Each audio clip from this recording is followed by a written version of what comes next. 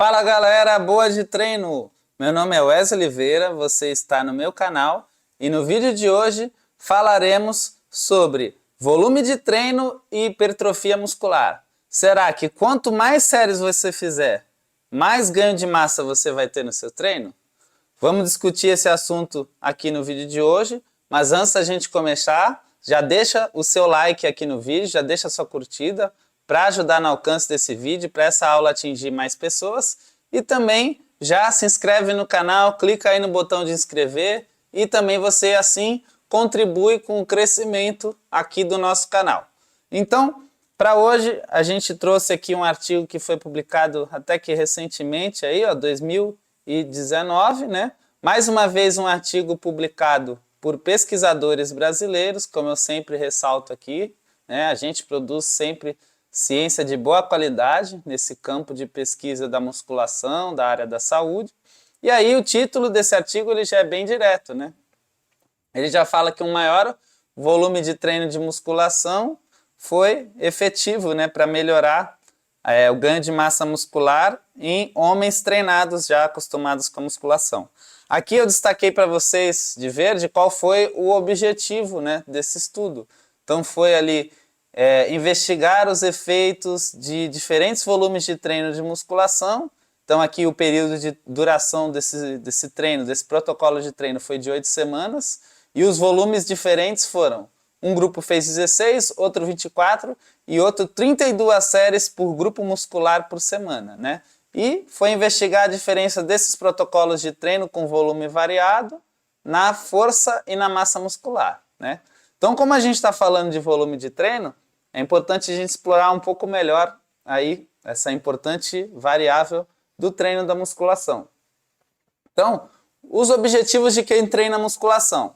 A maioria das pessoas que vão para a academia, e provavelmente esse seja o seu caso aí de você que está me assistindo, a maioria das pessoas que treinam vai por causa de estética, para melhorar o shape, para melhorar o corpo.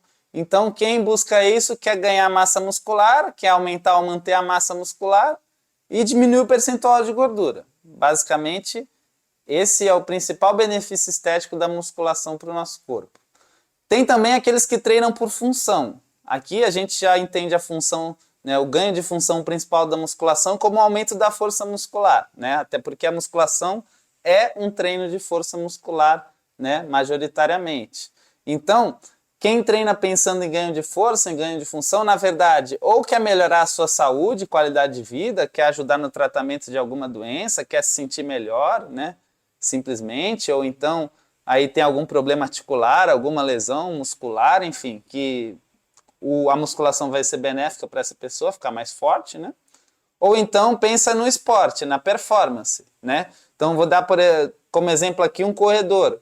Um corredor, o treino principal dele é a corrida, né? Só que se ele treinar musculação, né, junto como treino coadjuvante, ele vai ter um benefício na questão da prevenção de dores e lesões, né? Que ele fica mais exposto por conta ali do esporte. E também ele vai ter um benefício na performance. Aqui no nosso canal a gente já fez uma aula falando sobre o benefício da musculação para a corrida, mais especificamente na economia de corrida, que é uma questão muito importante para corredores. E caso você seja corredor e se interessa nesse assunto, assim que acabar esse vídeo, já pesquisa lá na nossa playlist de videoaulas que você vai encontrar esse vídeo aí falando sobre musculação e economia de corrida. Bom, então para a gente ter nossos objetivos atingidos plenamente na musculação, sejam eles estéticos ou mais aí de saúde e performance, a gente precisa manipular corretamente as variáveis de treino, né? E dentre tantos variados aí componentes do treino de musculação, eu diria que, né, os dois que a gente mais manipula, que são os mais aí talvez importantes, principalmente para hipertrofia, para ganho de massa muscular, é o volume e a intensidade, né? Aqui a gente vai focar no volume, mas só para a gente entender melhor a intensidade. Geralmente a intensidade é explicada de duas formas, né? O que a gente mais vê aí na ciência, o que a gente mais entende popularmente, que a intensidade é o quanto de carga a gente levanta em cada repetição. Então é a porcentagem do máximo, da repetição máxima, ou a carga máxima dinâmica, enfim. Quanto mais peso, mais intensidade. E tem também o conceito que leva em conta uma outra variável para mesclar nesse conceito de intensidade, que é a velocidade. Então, além da carga, seria multiplicado ali pela velocidade do movimento. Então, vamos ficar hoje aqui mais com a explicação da carga máxima, ali do porcentagem da repetição máxima, para facilitar as coisas, né? Que até é o padrão que usa aqui nesse estudo. Volume de treino. Tem algumas formas de você calcular, mas basicamente é a quantidade de séries que você faz por grupo muscular, o tanto de trabalho, de esforço que você impõe para cada grupo muscular no seu treino ao longo da semana, né? Depende da unidade de tempo que você quer usar. Então vamos ter alguns exemplos aqui, ó, de como calcular o volume load, que é até o que eles usam aqui nesse estudo, e só o volume de séries normal. Então essa primeira tabelinha aí tem esse conceito de volume load. O que é o volume load? Ele leva em conta a carga mobilizada, ou seja, a intensidade, e multiplica ali séries, repetições pela carga mobilizada. Então vamos dar um exemplo aí de um exercício do treino, supino reto, né? Exercício aí carro-chefe para o treino de peitoral. Então se você fizer, por exemplo, 3 séries de 10 repetições com 100 quilos, você movimentou aí no seu treino de supino 3.000 quilos, né? Então esse foi o volume de load do exercício, né? Pensando que o volume load aí no caso desse exercício é um exercício majoritariamente para peitoral, como carro-chefe ali, você pode, se for um treino de peito, pegar todos os seus exercícios de peito e calcular o volume load do treino de peito daquele treino ou semanalmente ao longo de um período de tempo. Geralmente isso aqui não é usado no dia a dia, é raro você ver isso, as pessoas ou até os treinadores calculando, mas é muito utilizado para pesquisa porque é um dado interessante da gente levar em conta com o estudo dessa característica. Agora, o que a gente vê mais comum no dia a dia é isso aqui. É só levar em conta mesmo o volume de séries que você faz até ou próximas da falha, ou seja, próximo do limite máximo ali que você determinou para a zona de repetições da sua série. Então, as séries totais feitas para um mesmo grupo muscular. Outro exemplo aqui para a gente entender melhor. Um treino simples aí de peito, ó. Supino, crucifixo e pec deck, com 3 exercícios. Se você fizer 4 séries ali até o próximas da falha em cada exercício, você tem um volume total de treino ali para peitoral de 12 séries. Uma coisa importante aqui que deve ser considerada, né, é que a gente está falando aí de um exercício que o carro-chefe é o peito, mas não trabalha só peito. A gente tem um esforço importante ali como músculos auxiliares ou sinergistas, né, do ombro, que é o, vamos falar, do deltoide, né, que é o principal músculo ali da região do ombro, e também do tríceps, no caso do supino pelo menos, já que envolve a extensão, né, a esticada do braço, a extensão do cotovelo.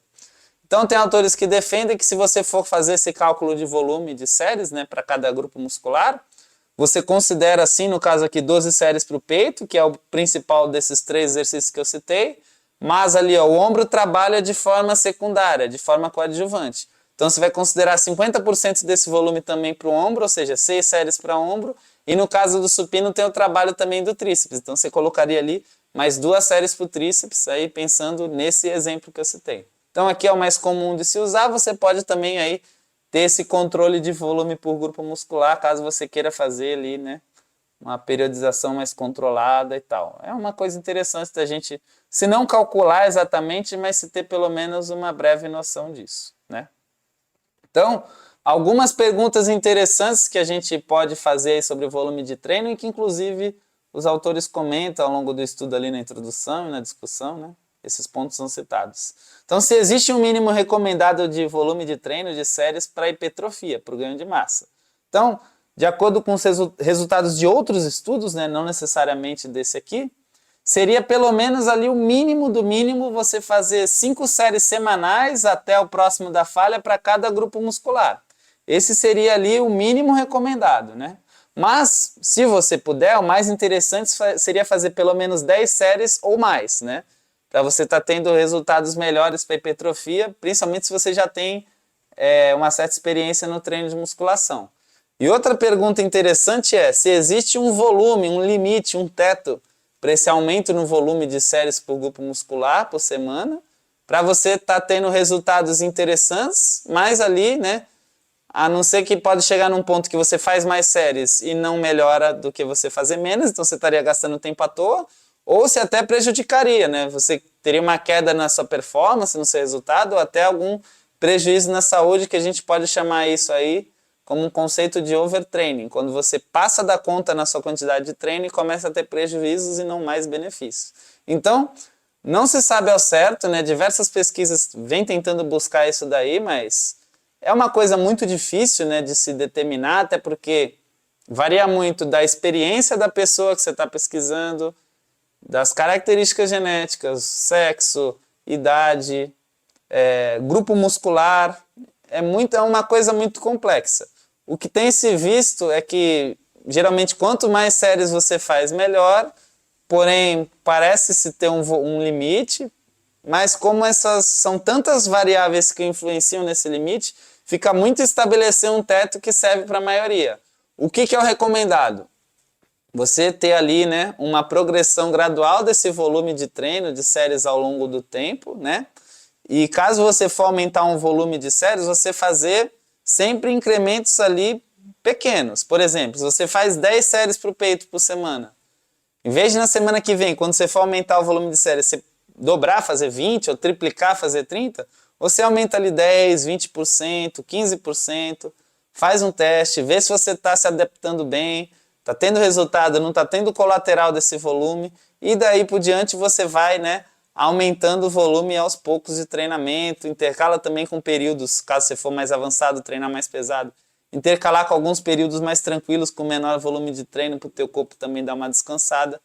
Esse parece ser o melhor cenário e é o que se faz, né? Geralmente, desde que a musculação é musculação, é assim que a galera treina, né?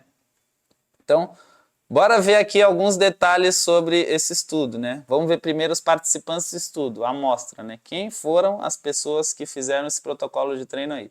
Bom, foram homens adultos e saudáveis, eles não tinham aí nenhuma doença, lesão, questão articular ou muscular que pudesse impactar de forma relevante nos resultados do estudo.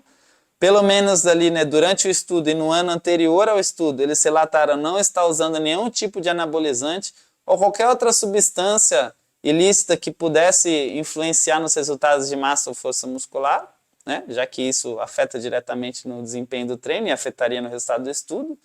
Todos tinham experiência em treino de musculação, então o critério mínimo era ter pelo menos um ano de treino, e esse ano de treino ele tinha que ser ali, né, antes do período de estudo. Então não vale aquele cara que treinou e ficou parado e aí foi ali só participar. Não, eles tinham que ter pelo menos um ano de treino de experiência e estarem treinando ali logo naquele período do estudo, né, para ter mais validade aqui o resultado, né, que já que a gente quer falar de homens treinados e que estavam treinando, né.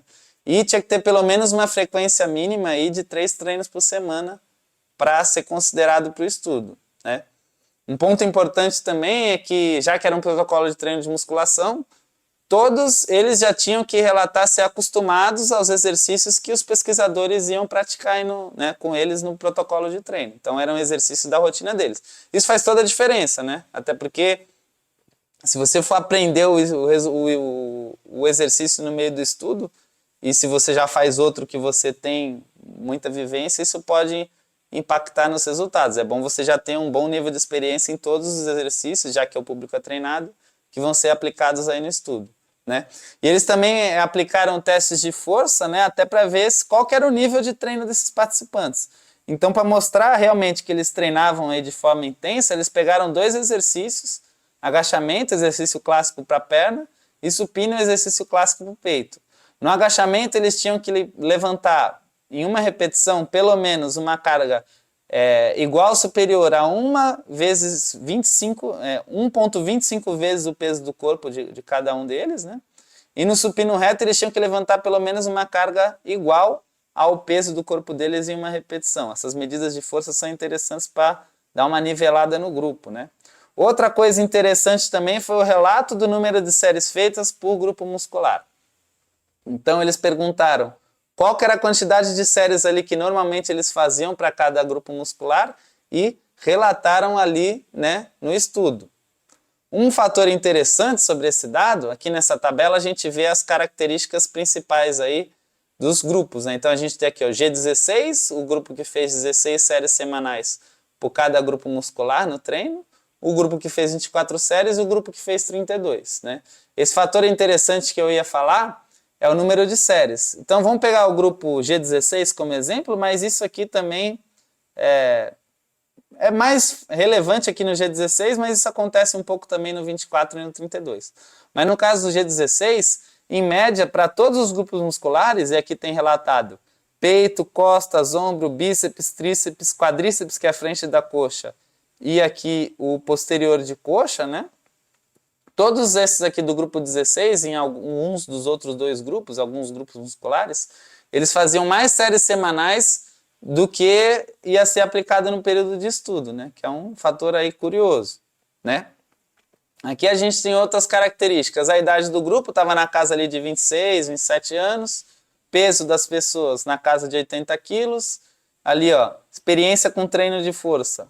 Todos com 2 anos ou mais, até bem mais que 2 anos aqui no caso do grupo 16. Eles treinavam cerca de 5 vezes por semana, né? E aqui tem todos os dados de força, a espessura muscular do bíceps e do tríceps, né? Então, como estavam todos esses dados antes de começar o estudo. E essa coluna aqui é importante, que ela é a comparação estatística para ver se esses dados são diferentes entre os grupos.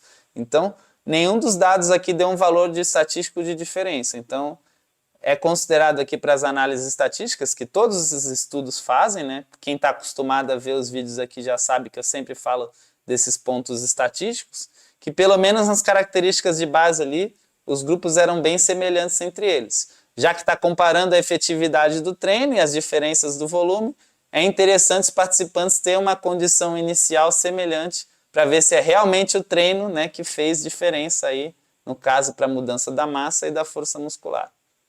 Vamos ver aqui alguns detalhes desse protocolo de treino. Então foram feitas 8 semanas de treino, com 4 treinos por semana, com 2 rotinas de treino, A e B. Cada rotina foi feita 2 vezes por semana, de forma alternada. Então, tinham 2 treinos, um descanso no meio, mais 2 treinos.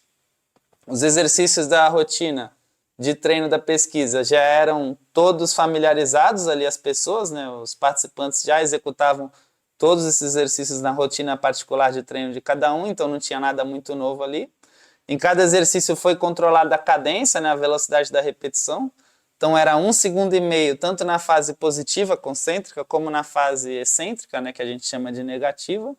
E aí entre as séries tinha 1 minuto de descanso, entre os exercícios 2 minutos de descanso. Foi feito aí, né, um aquecimento específico em cada exercício antes de começar o treino. E também foi feita ali a padronização de carga, né? Além daquele teste que foi feito no pré e pós para medir a força, cada exercício ali utilizado foi feito um teste de 10 repetições máximas para estar, né, chegando ali na carga inicial da primeira semana de treino, e conforme, né, eles iam evoluindo, né, iam ganhando mais força, essa carga era ajustada para o treino sempre ficar intenso para essa série de zonas de repetições que eles determinaram para cada exercício. E aí, como a gente já comentou, foram 3 grupos, o que fez 16, o que fez 24 e o que fez 32 séries por grupo muscular por semana. Vamos dar uma olhada aqui, ó, na rotina de treino que a gente tem aí nessa tabela, né?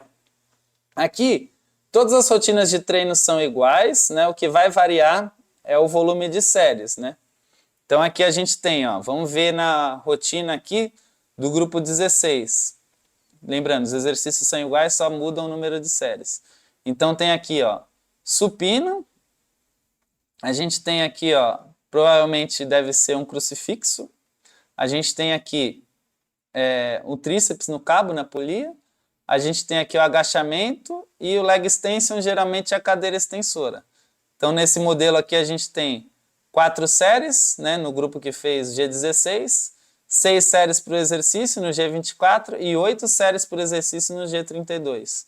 Todas séries de 8 a 10 repetições máximas, né? Isso não mudou para todos os exercícios. Essa é a rotina A, né? Rotina B, a gente tem aqui, ó, puxador frente, lat pull down geralmente é o puxador frente. Se dumbbell reverse fly, provavelmente é o crucifixo invertido. A gente tem aqui, ó, bíceps curl, que é o exercício rosca bíceps, e esse seated leg curl, que geralmente é a cadeira flexora, né? Então a gente tem aqui, ó, 4 séries para os 3 primeiros exercícios, e só para a cadeira flexora, que era o exercício aqui principal de posterior de coxa, o único, né, na verdade, tinham 8 séries, que é para ficar equivalente com as séries da prioridade de extensão de coxa, né, quadríceps, que a gente tem aqui, ó, agachamento e cadeira extensora.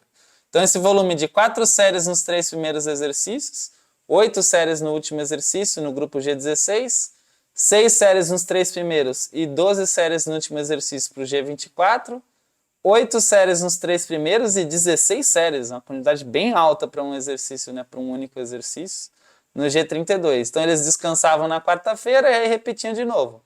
Treino A e para fechar a semana, treino B. Né?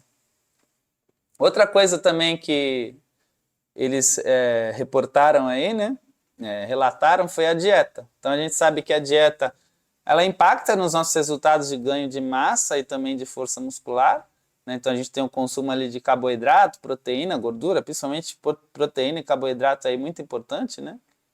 Na questão de você ganhar massa muscular. Geralmente a galera peca no consumo de proteínas, come menos do que deve, mas os praticantes de musculação geralmente consomem ali o que é recomendado, que é próximo ou até um pouco superior a 2 gramas de proteína multiplicado pelo peso do seu corpo por dia. Essa é a recomendação padrão. E todos foram orientados pelos pesquisadores do estudo, todos os participantes, a manterem a sua alimentação habitual ao longo do estudo. Então isso foi feito ali por meio de um recordatório alimentar e isso foi avaliado no início e ao longo do estudo. Aqui nessa tabela a gente tem, né, o que foi avaliado, né? A gente tem aqui, ó, semana 1, semana 4 e semana 8, que foram os momentos, né? Início, meio e fim do estudo. Então a gente tem aqui, ó, as calorias totais de cada grupo, G16, G24 e G32. E aqui a gente tem a divisão dos macronutrientes. Proteína, né, em gramas nessa divisão. 16, 24 e 32, né? Aqui os grupos. Temos também o carboidrato e temos aqui os lipídios, que são as gorduras. Então a estatística já diz que eles não variaram o comportamento ao longo do tempo e nem o comportamento alimentar foi diferente entre os grupos, né?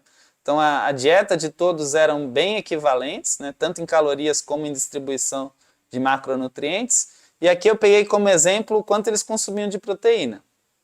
Aqui eu peguei como exemplo do grupo que fez 16 séries na primeira semana, mas como esse valor ele é bem semelhante entre os grupos, já dá para ter ali uma noção, né? Então eu peguei o consumo de proteína, né, do G16 na primeira semana e levei em conta o peso corporal deles. Então dava um consumo de 1,8 gramas por quilo corporal, que fica próximo desses dois aí que eu citei, né? Então dá para ter uma noção que essa galera que participou do estudo, em linhas gerais, consumia ali mais ou menos, né, o que é recomendado mesmo para hipertrofia, pelo menos no quesito proteína, né? Aqui a gente tem as avaliações que foram feitas pré e pós aí para ver o que mudou, se realmente o treino fez efeito ou não. Então teve o teste ali de força para ver se a força mudou, agachamento e supino. Teve ali a parte da massa muscular, foi avaliado bíceps, tríceps e o vasto lateral, que é um dos músculos da coxa, né? Aqui a gente tem nas imagens ó, o bíceps, onde eu estou com o cursor aqui agora, a primeira imagem da esquerda. No centro, tríceps. E aqui ó, uma imagem da coxa.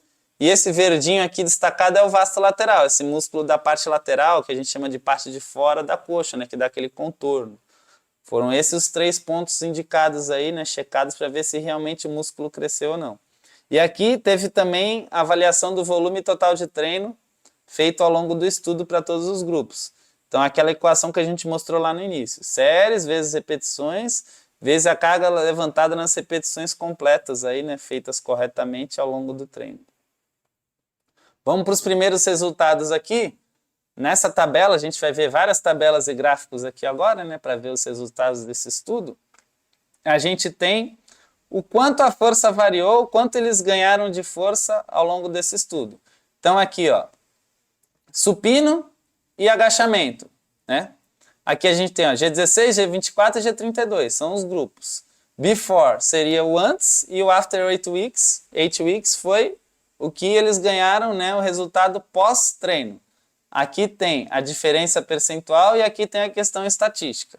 Então aqui na diferença percentual, como a gente viu, né, que todos os valores aqui médios da 8ª semana, quando terminou, foi superiores ao que teve antes, que é esperado. Se você treina certinho ali do jeito que foi periodizado, você ganha força, não tem como, né? Opa, deixa eu voltar lá. Vamos continuar. Se você treina certinho do jeito que foi feito ali, você ganha força. Então aqui ó, a gente vê um ganho de força na casa dos 20%, aqui quase batendo 30% no G32 para o supino. E aqui a gente vê que também aconteceu um ganho de força ali no agachamento. 17%, 18%, aqui no G32 bateu ali a casa dos 25%. Então, se for comparar o pré e pós de cada grupo, né, contra ele mesmo, todos tiveram um ganho de força significativo. Então, o protocolo de treino, independente se foi 16, 24 ou 32 séries por semana para o grupo muscular, ele foi efetivo para aumentar a força. Aqui a gente tem outra análise estatística que é bem interessante, né? Quando tem aqui esse sinal que tem uma cruz com uma outra tracinho embaixo, a gente quer dizer o quê? Que esse aumento de força no G32, no grupo que fez 32 séries, ele foi mais relevante do que o que fez 16. Então, se for comparar o volume de treino mesmo maior, que é o que interessa mais aqui nesse estudo, só no caso do agachamento que você fazer 32 séries foi superior a você fazer 16 e foi equivalente ao você fazer 24, né?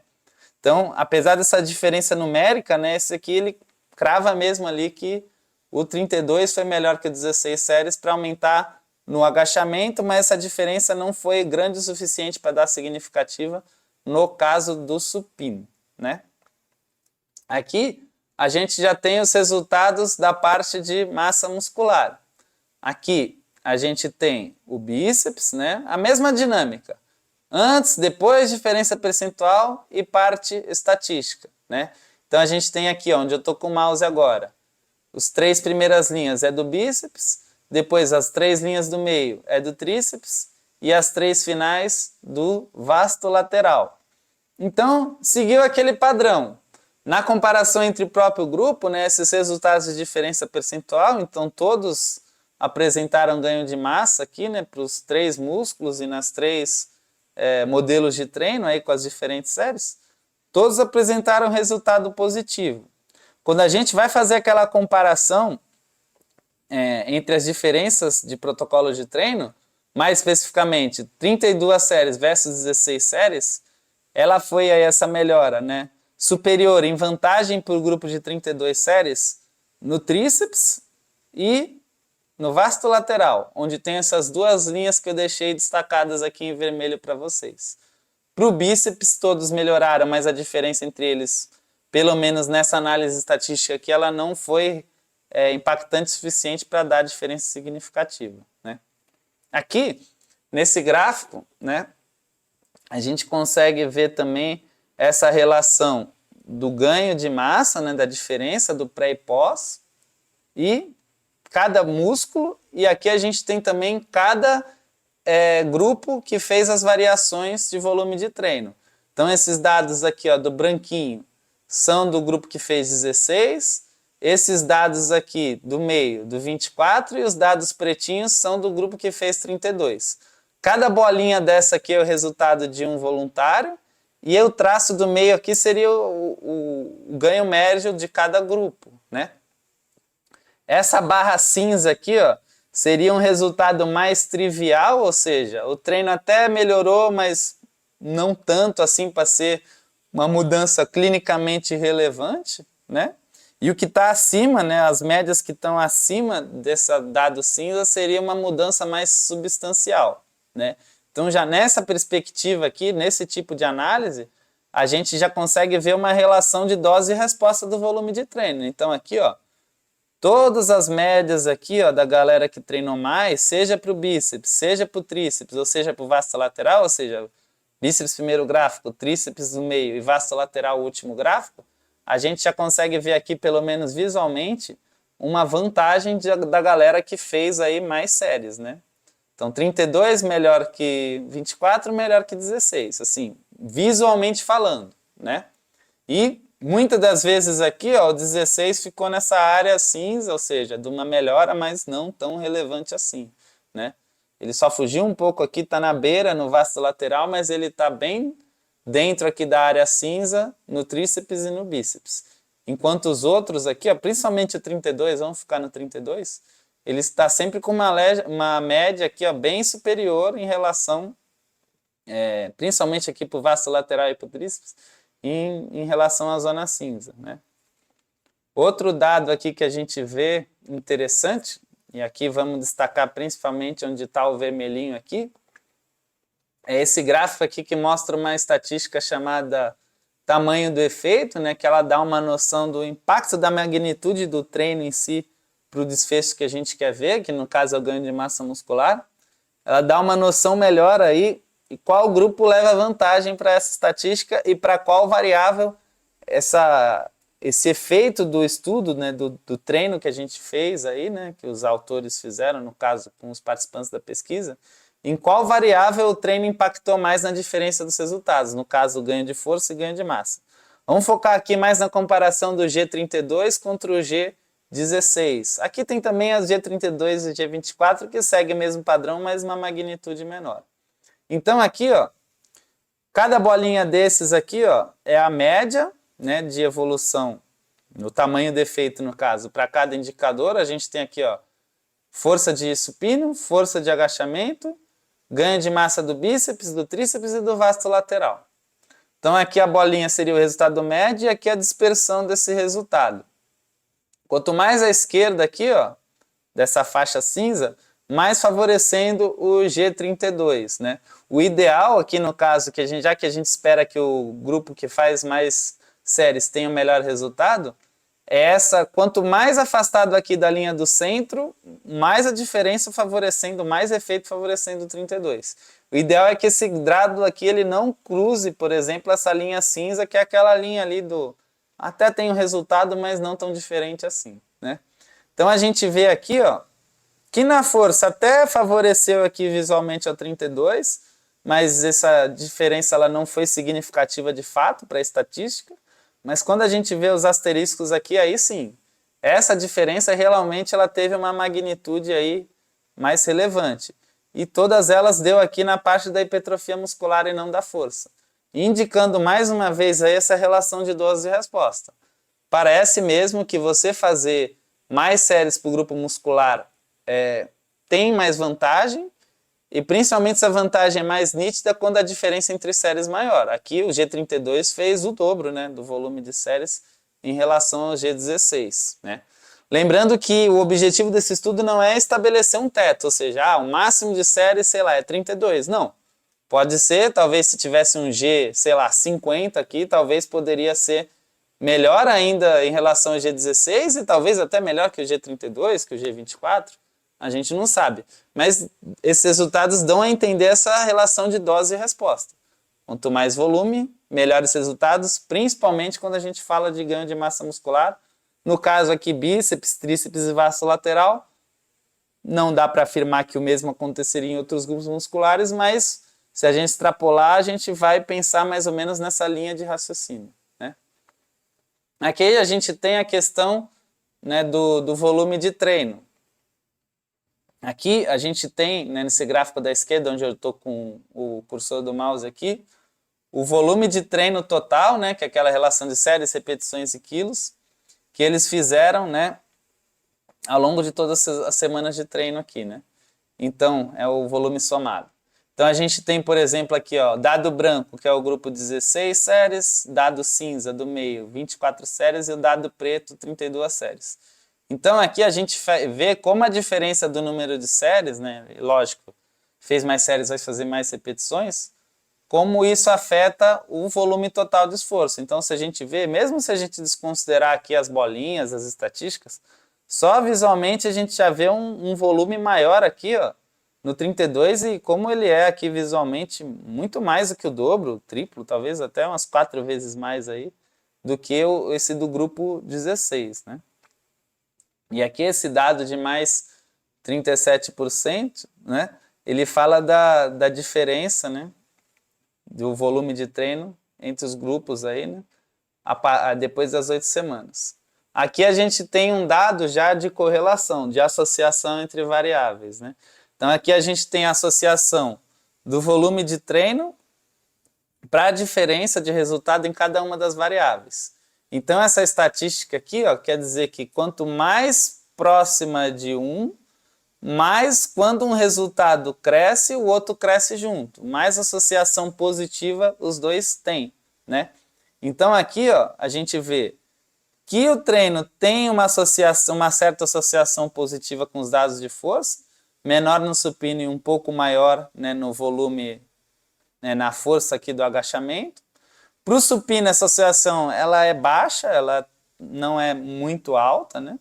Está dentro da categoria aqui do small, né, que se eu não me engano é até 0,2 ou até 0,30, considerando que vai de 0 a 1 a associação positiva. O agachamento, ele está aqui dentro do moderado, ou seja, um pouco melhor do que o supino, né? Associação entre volume de treino e agachamento, uma associação positiva, ou seja, aumentando um, aumenta o outro. Mas a gente vê uma associação aqui muito boa com as medidas de hipertrofia. Então, todas aqui estão muito próximas do 1, né? Aqui considerado já numa associação muito alta, uma associação positiva muito alta.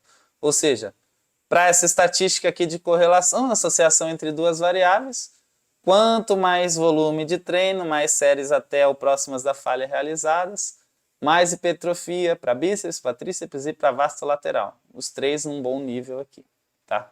Então, de forma geral, o que a gente viu nesse estudo? Todos os grupos eles melhoraram força e massa muscular. Comparando o próprio grupo, momento pré e pós, 16, 24, 32 séries semanas por grupo muscular, todos foram eficientes em força e massa muscular. Então, basicamente, treinou até ali o próximo da falha, fez o exercício direitinho, você vai ter resultado, mesmo se for treinado. Isso é bem já esperado, né? Agora vamos para a comparação aqui que foi a mais interessante que a gente viu ao longo desses resultados. 32 versus 16 séries, né? Para força muscular. Você fazer mais séries foi superior no agachamento, isso a gente viu claramente nos dados. Mas ali para o supino, isso já não apresentou, né, a mesma força de impacto ali nas estatísticas que a gente observou para o agachamento, né? Quando a gente volta lá e vê as séries que a galera já fazia ali anteriormente ao estudo, para cada grupo muscular, a gente vai lembrar que, de forma geral, eles treinavam mais exercícios de membro superior do que inferior.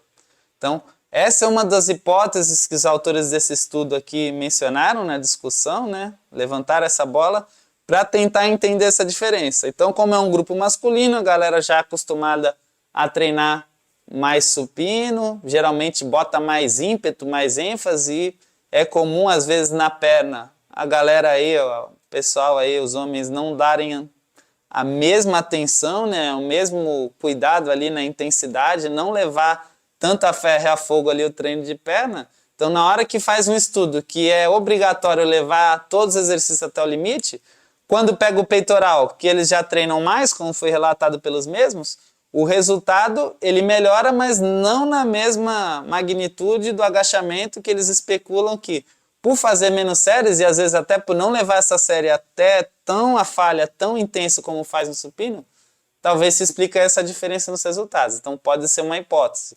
Será que se fosse um grupo feminino ia inverter? A gente não sabe, né? É só pesquisando para saber, mas é uma bola aí para a gente levantar e pensar sobre o assunto. Mesma comparação, 32 versus 16 séries para massa muscular. A gente viu que foi claramente superior para o vasto lateral e tríceps, né?